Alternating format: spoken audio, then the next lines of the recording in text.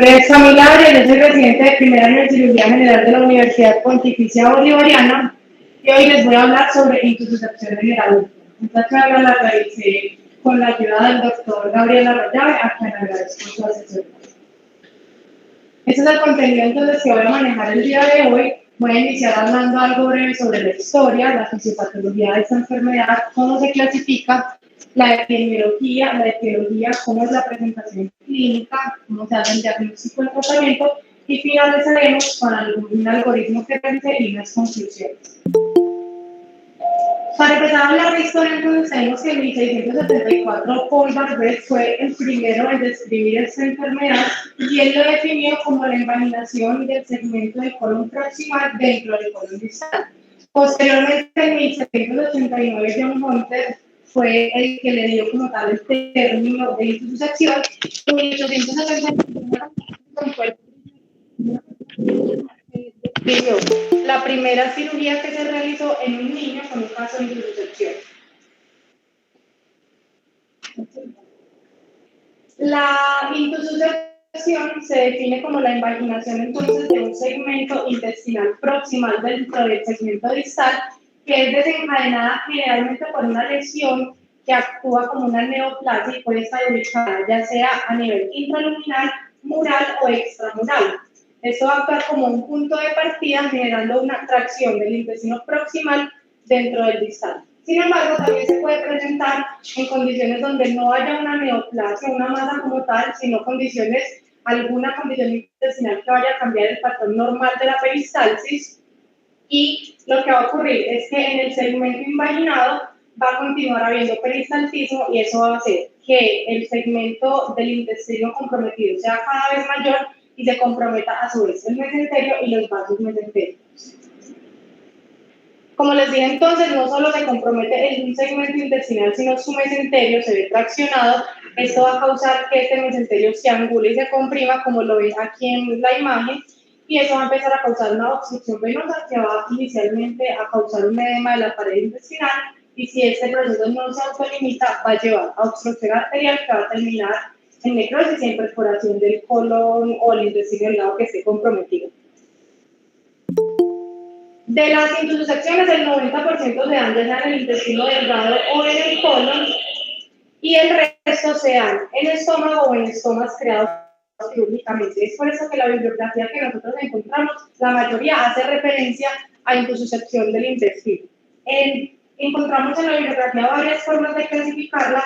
La más común es aquella que lo divide dependiendo del segmento intestinal comprometido. Tenemos entonces la enteroentérica, que es aquella que compromete el intestino delgado. Esta es la más común de las cuatro.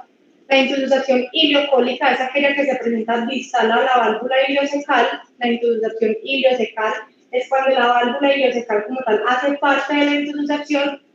Y tenemos la intususcepción colocolónica que afecta el colon. La edad más frecuente de presentación es alrededor de los 50 años, no tiene predilección por un género sobre otro. Sí está claro que se presenta más comúnmente en el intestino delgado que en el colon, y en realidad en la población adulta esta es una entidad bastante rara. De todas las intususcepciones que se presentan, solamente el 5% se dan en personas mayores de 18 años, y también es una causa rara de obstrucción intestinal en esta población, haciendo referencia al 1 al 5% de los casos. En la etiología, entonces, tenemos varias diferencias con la población pediátrica. En los niños, el 90% de las veces que se presenta una intususcepción se debe a una causa idiopática, no se logra identificar la causa. Esto es diferente en los adultos, donde en el 90% de los casos logramos identificar una causa y solo el 10% permanece idiopático. Cuando logramos identificar entonces la causa, la más común que encontramos son los tumores. Estos pueden ser benignos o malignos. Dentro de los tumores benignos tenemos muchos, encontramos el lipoma, adenoma, hemangioma, amartoma, lipomas, pues varios tipos. También están los tumores tipo GIST y están los tumores malignos que podemos encontrar en el adenocarcinoma. También es bastante frecuente el carcinoma metastásico. La segunda causa más común son las adherencias postoperatorias, Y también hay otras causas, como les comenté al principio, que no actúan como una lesión desencadenante, sino que causan una alteración en el peristaltismo, y esto es frecuente en pacientes que tienen enfermedad de Crohn y enfermedad celíaca. Empezando entonces con la intususación del intestino delgado, como les conté, esta es más común que la del colon, hace referencia al 65% de todos los casos, y cuando se presenta se da principalmente por una lesión benigna. Tenemos muchas causas, pues como lo pueden ver en estas dos tablas, generalmente son las lesiones benignas las que priman en estos casos. Y la intususación del colon es menos frecuente, hace referencia al 25% de todos los casos, pero hay que tener en cuenta algo muy importante acá, y es que la mayoría de veces cuando tenemos una intususación colónica se debe a una lesión maligna, siendo el adenocarcinoma en estos casos la lesión más frecuente. Se puede presentar también por lesiones benignas, que no es tan frecuentemente que pase, pero cuando lo tenemos el linfoma colónico es una lesión que se presenta bastante. Y la intususación ileocólica es una entidad bastante rara, y cuando se presenta casi en el 100% de los casos se debe a una lesión maligna, siendo el adenocarcinoma secal, que involucra la válvula ileocecal, el tipo de lesión más común. En cuanto a la presentación clínica, también tenemos en la población adulta varias diferencias con los niños. En los niños tenemos una triada clásica que nosotros conocemos de dolor abdominal, masa palpable y hematopesia. Esto es muy raro que se presente en los adultos. En estos podemos tener síntomas agudos, subagudos o crónicos. En la literatura se encuentra que los agudos se definen como aquellos que llevan menos de 4 días de evolución, los subagudos los definen como aquellos que llevan 4 a 14 y los crónicos más de 14 días. Se presentan con una clínica en realidad muy inespecífica. Lo más común que presentan es dolor abdominal, náuseas, también cambios en el patrón intestinal, vómito, pueden presentar sangrado gastrointestinal. Y al examen físico también es muy poco específico, podemos encontrar un abdomen doloroso y distendido a la palpación, disminución o ausencia completa del peristaltismo, o se pueden presentar incluso con síntomas mucho más graves como un abdomen agudo o signos de shock. Sin embargo, ni a la anamnesis ni al examen físico vamos a encontrar algún hallazgo que sea patognomónico de esta enfermedad, y es por eso que el diagnóstico basándonos solamente en anamnesis y en examen físico es bastante difícil de realizar, y no es raro que incluso hoy en día hagamos el diagnóstico en la exploración quirúrgica como tal. Más o menos hasta el año 1980, los enemas con contraste eran la imagen de elección para hacer el diagnóstico de intususación. Cuando lográbamos ver pues alguna imagen, lo describían como una imagen en tenaza de cangrejo, como lo ven aquí. Sin embargo, ya se sabe que este método tiene una muy baja sensibilidad, va alrededor del 20 al 25%, y por lo tanto ya no se recomienda como primera elección en el diagnóstico. Tenemos entonces diferentes métodos diagnósticos. Está la ecografía, esta va a tener una sensibilidad que va alrededor del 60 al 83%. Como ventaja sabemos que no exponer al paciente a radiación está ampliamente disponible, pero también tiene varias desventajas, y es que en pacientes obesos y cuando hay abundante gas intestinal se va a limitar un poco su visualización. Se usa entonces más como para seguimiento de los pacientes que tuvieron una intususación y fueron llevados a un manejo médico para no tener que hacer tomografías de forma repetitiva. Se describen algunos signos. Está el signo del pseudorriñón, que se ve más cuando es un tipo de corte longitudinal, y se describe como una masa con apariencia reniforme que va a tener una zona central hiperecoica rodeada, como lo ven acá, de una zona hipoecoica. También está el signo de la diana, donde se van a ver una imagen trilaminar, donde está el intestino, su mesenterio, y la otra capa del intestino que le está invaginando. La resonancia magnética es un método que no es muy usado ni en niños ni en adultos. Tenemos otra vez entonces los enemas, ya sean con hidrosolubles o con bario. Estos sirven más que todo cuando tenemos una intususación ileocólica o colónica, y aparte de tener un efecto diagnóstico, también sirven porque tienen en ocasiones un efecto terapéutico. Es importante tener en cuenta que el bario no se recomienda cuando tenemos signos de obstrucción completa o síntomas agudos, por el riesgo de perforación que existe en estos casos. Tenemos también estudios endoscópicos disponibles como la colonoscopia, la enteroscopia, la cápsula endoscópica, entre otros, y estos se usan más que todo cuando tenemos obstrucciones intermitentes con síntomas subagudos o síntomas crónicos. no se recomiendan cuando tenemos una obstrucción intestinal completa o con síntomas agudos, también porque como van a estar muy distendidas las asas, aumenta el riesgo de perforación durante la insuflación. Sirven entonces para realizar un diagnóstico y para tener como claro la localización y poder tomar biopsia en caso de ser necesario. Si nosotros encontramos una lesión en el estudio endoscópico y esta es pequeña, alrededor menor de 2 centímetros, tiene la base alrededor sana, el intestino sano, podríamos realizar una extracción de esta lesión, pero si esta es más grande, vemos que el intestino alrededor está friable o tiene una base amplia, no recomiendan extracción por el riesgo de perforación que existiría en ese caso. Y por último tenemos la tomografía de abdomen, que es el método de elección para realizar el diagnóstico de intususcepción en el adulto. Esta nos sirve para realizar el diagnóstico y ver la localización, los segmentos comprometidos y la extensión del compromiso como tal. Tiene una sensibilidad que va alrededor del 58 al 100% y una especificidad del 57 al 71%. Este es un estudio retrospectivo que se hizo de 1997 a 2013 y ellos analizaron 44 pacientes con un diagnóstico de intususcepción. A todos los 44 pacientes les hicieron, como ven acá, tomografía de abdomen y tuvieron un resultado correcto en 41 pacientes, alrededor del 93%. Esto fue un rendimiento mucho mayor en comparación a cuando les hicieron radiografía, ecografía, colonoscopia o enema. Con ellos concluyen y apoyan el tema de que la tomografía es el método de elección pues, para el diagnóstico. Tenemos algunos signos, está el signo de la diana, el mismo que les comenté ahorita en la ecografía. Como ven, entonces acá se ve la lesión como de 3 láminas del intestino, el mesenterio y la pared del nuevo intestino que está invaginando. Y reportan otro signo que es como en masa de salchicha, donde se ve más que todo en cortes longitudinales, ya sea coronal o sagital, donde se ven las diferentes capas de los intestinos. Siguiendo con el tratamiento, acá también tenemos varias diferencias con la población pediátrica.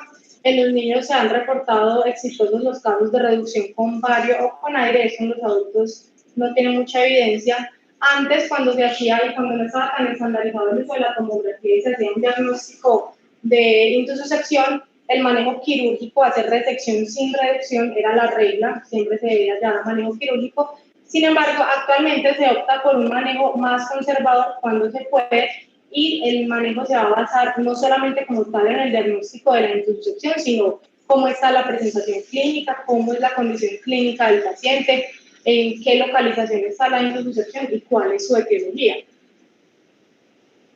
Como les comenté, entonces, ahora con el uso estandarizado de la tomografía se ha aumentado bastante el diagnóstico de intususcepción en pacientes que son completamente asintomáticos o que van a tener una etiología desconocida, que les quedan como idiopáticos o que van a tener causas benignas, transitorias o fisiológicas. Y es por eso que se ha creado ahora la pregunta si en realidad nos deberíamos llevar a cirugía siempre.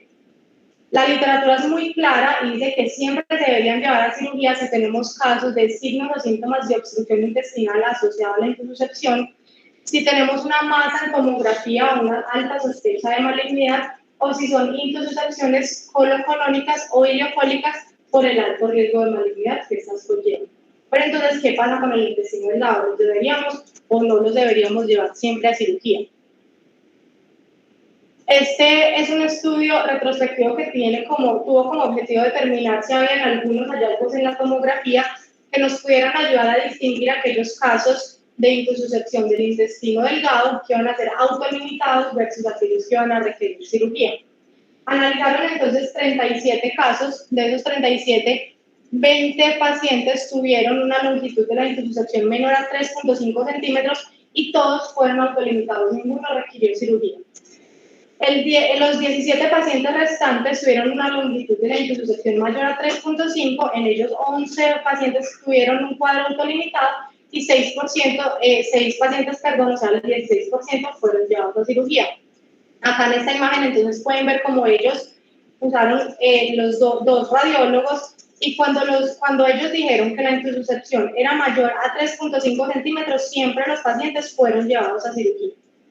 ¿Qué concluyeron ellos entonces con este estudio?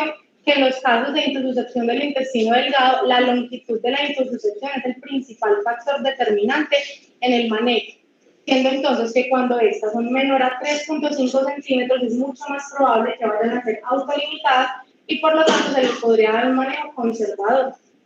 ¿Esto qué nos va a dar? Nos va a dar más tiempo para completar los estudios preoperatorios, para preparar al paciente, para planear el procedimiento quirúrgico como tal. Cuando ya entonces sabemos a qué pacientes los debemos o no llevar a cirugía, se ha creado otro punto controversial y es si cuando nosotros los llevamos a cirugía podríamos hacer una reducción antes de la resección o si no está indicada la reducción y se debe hacer siempre resección.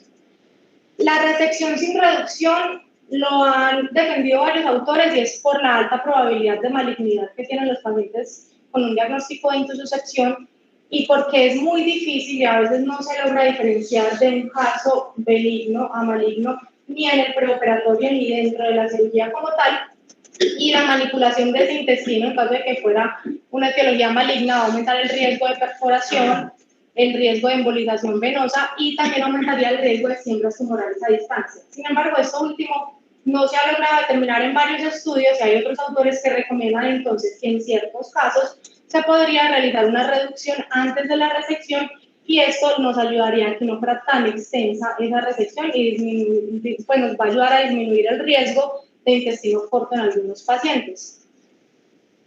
Acá entonces les traigo dos estudios retrospectivos. Uno analizó 60 pacientes con diagnóstico de intususcepción entre el año 1990 a 2004 y el otro también retrospectivo analizó 77 pacientes entre los años 2005 a 2016. Ambos tenían como objetivos determinar qué factores predictivos de malignidad habían en casos de intususcepción. Acá están entonces las tablas de ambos estudios con su P cada uno para ver si el resultado era o no estadísticamente significativa. Y acá yo hice pues como saqué los datos de ambos estudios y ellos determinan que cuando son pacientes mayores de 60 años, que tienen síntomas crónicos, como les dije ahora, mayores de 14 días, que tienen una anemia asociada al cuadro de intususcepción o que tienen una intususcepción del colon, son pacientes que tienen alto riesgo de malignidad y es por eso que se deberían llevar a resección sin reducción previa a la lesión. ¿Qué pasa entonces en el intestino delgado? También depende de varias cosas. Como yo les comenté, cuando se presenta una intususcepción del intestino delgado, hay menos riesgo de malignidad, pero no es un porcentaje de sexo. Entonces, tenemos que preguntarnos si nosotros ya tenemos un diagnóstico prequirúrgico en caso de intususcepción del intestino delgado y eso está comprobado que es una etiología benigna, podríamos llevar, y por otra razón tenemos que llevar al paciente a cirugía, podríamos realizarle una reducción antes de la resección. Pero si nosotros no tenemos un diagnóstico claro o si ya sabemos que se trata de una etiología maligna, la reducción antes de la resección estaría contraindicada. Posteriormente, cuando nosotros llevamos a un paciente con una intususcepción del intestino delgado a cirugía, se pueden hacer estudios endoscópicos como la enteroscopia o la cápsula endoscópica para descartar lesiones que nos vayan a causar intususcepciones recurrentes.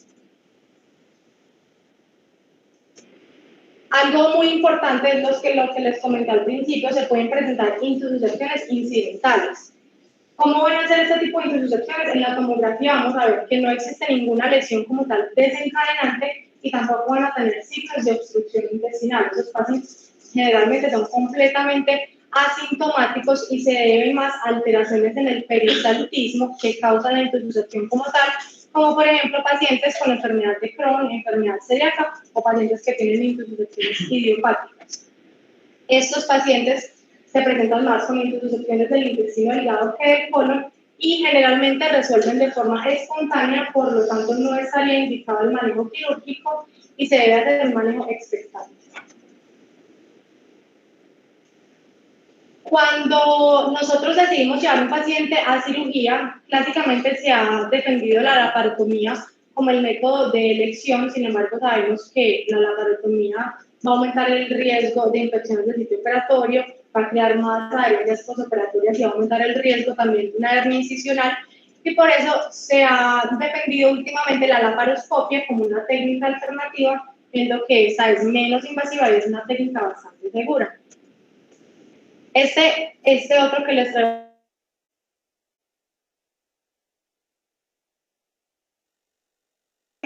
todos llevados a cirugía en un hospital de Malasia entre el año 2007 a 2017.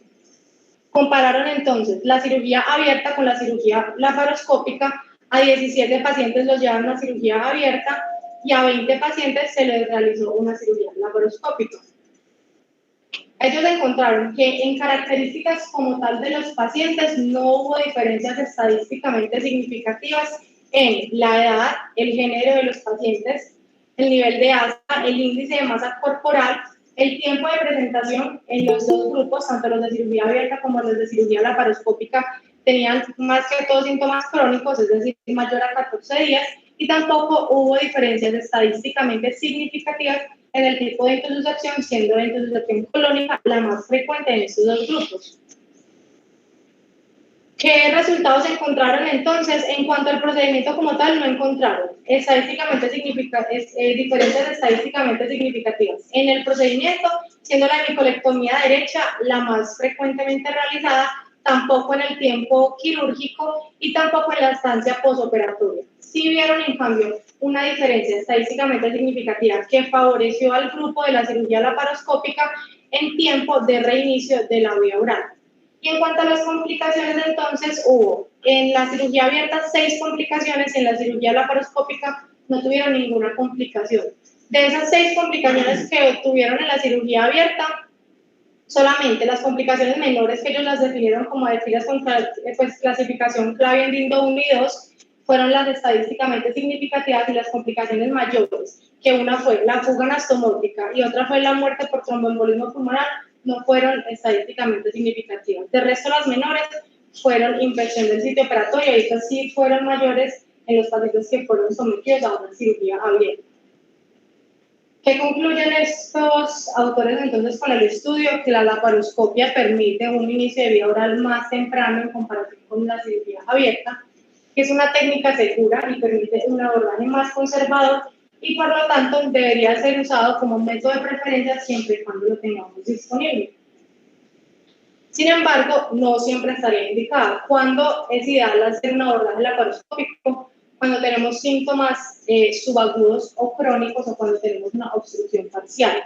Idealmente no en síntomas de obstrucción aguda, porque va a existir mucho más riesgo de perforación por la manipulación de las aguas intestinales con las pinzas, y esto no es una indicación como tal, el intestino, pues que sea una intususacción del intestino delgado, pero se ha visto que como estos pacientes generalmente tienen una etiología en más ocasiones es benigna en comparación con los pacientes que tienen una intususacción del colon, los pacientes que van a tener la alteración del colon van a tener más fibrosis, más edema de la pared, y por lo tanto va a ser un poco más difícil manipular los tejidos por medio de la laparoscopia.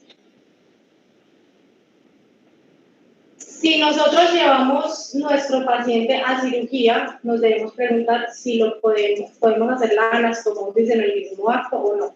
No hay unas indicaciones como tal en el caso de intususección, sin embargo sí ha reportado más que se hagan anastomosis, sobre todo cuando son intususecciones enteroentéricas, colocolónicas derecha o ileocólicas, y en los casos de las intususecciones colónicas izquierdas se hace más colostomía terminal. Sin embargo, es importante acá en estos casos individualizar a los pacientes. Sabemos que existen varios factores de riesgo para filtración, entonces tenemos que tener en cuenta si es una cirugía urgente, si el paciente está con signos de shock hipovolémico, desnutrido, sufre de varias enfermedades que nos aumentarían el riesgo de esta filtración, y por lo tanto entonces la anastomosis en este caso no sería lo ideal. Ya como para ir entonces terminando, este es un algoritmo que yo como que realicé después de leer toda la bibliografía para que nos quede un poco claro el manejo dependiendo del tipo de intususección que tenemos. Cuando nosotros encontramos entonces una intususección asintomática o incidental, como les conté al principio, estas se resuelven de forma espontánea y no estaría indicado el manejo quirúrgico, entonces en estos casos se recomienda el manejo conservador. Cuando tenemos una intususección del intestino delgado, lo principal es mirar la longitud de esa intususcepción. Si es menor a 3.5 centímetros, podríamos darle el chance al paciente de tener un manejo conservador, y si por alguna otra razón tenemos que llevarlo a cirugía, podríamos pensar en realizar una reducción antes de la resección para poder disminuir como tal el tamaño del segmento resecado. Si es más de 3.5 centímetros, definitivamente está indicada la resección quirúrgica, se considera una intususcepción larga, entonces no estaría indicado el manejo conservador. Y en una intususcepción colónica, definitivamente por el alto riesgo de malignidad que estos pacientes tienen, está indicada la resección quirúrgica. Y no olvidar otros casos donde otros factores que nos van a aumentar el riesgo de malignidad y por lo tanto también estaría indicado llevar a resección quirúrgica a esos pacientes, que serían aquellos mayores de 60 años, que tengan síntomas por más de 14 días, que tengan un cuadro anémico asociado, que yo vea una masa como tal, como lesión desencadenante en la tomografía. Esos pacientes van a tener alto riesgo de malignidad y no se deben manejar de forma expectante. Y claramente si el intestino comprometido tiene un compromiso vascular, si está con signos de estrangulación, o si yo tengo una obstrucción intestinal completa, también tengo indicación de llevarlo a manejo quirúrgico y no a manejo expectante. Ya, entonces, como conclusiones de esta charla, pues los mensajes como para que nos llevemos a casa es que en los adultos, aunque es una identidad poco frecuente, no la debemos pues como dejar a un lado y pensar que por clínica y por examen físico es muy difícil que logremos hacer un diagnóstico correcto. Lo ideal es siempre tener una imagen, sin embargo a veces con la imagen no es claro tampoco el diagnóstico y muchas veces toca hacerlo dentro del acto quirúrgico como tal. Antes el manejo era cirugía, ahorita no está indicado siempre a la cirugía. Es muy importante individualizar a los pacientes. Recordar que una intususcepción del intestino delgado se va a comportar diferente a una intususcepción del colon. Debemos tener en cuenta varios factores de los pacientes y que existen también las intususcepciones incidentales. Entonces, indagar bien los factores que tiene el paciente, los antecedentes, si sufre de enfermedad de Crohn, si sufre de enfermedad celíaca, porque en estos casos es frecuente que las intususcepciones sean autolimitadas y no tendríamos entonces que llevar a un paciente al manejo quirúrgico. Y eso es todo lo que tenía para contarles hoy. Muy bien. Muchas gracias.